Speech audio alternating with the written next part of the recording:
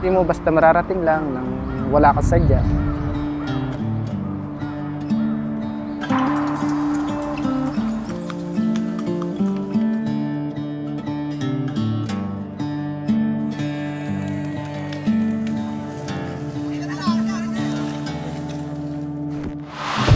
Ito ay yung isang lugar na mahirap marating ng tao.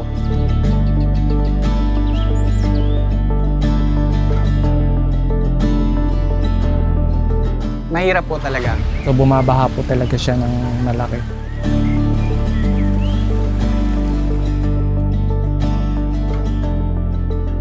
We have to walk for 3 hours without any transportation or public transportation.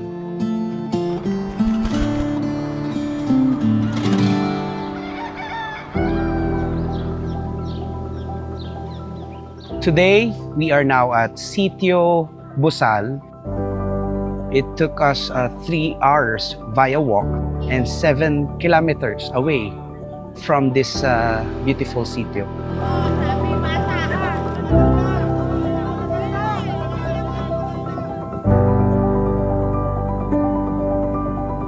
We are planning to have a second batch of exemplification, first degree exemplification, and to have first core program in our district hosted by Council 17496.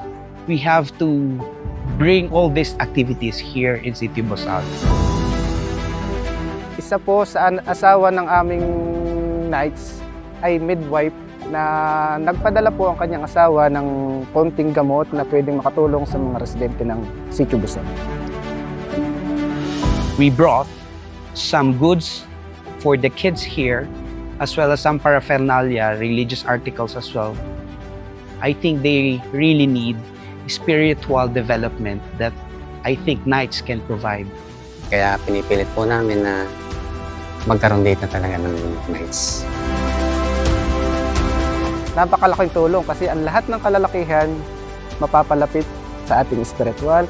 So ang impresyon ko po din sa mga Knights of Columbus na pumupunta pa rin dito ay sila po ay isang malaking tulong po sa community.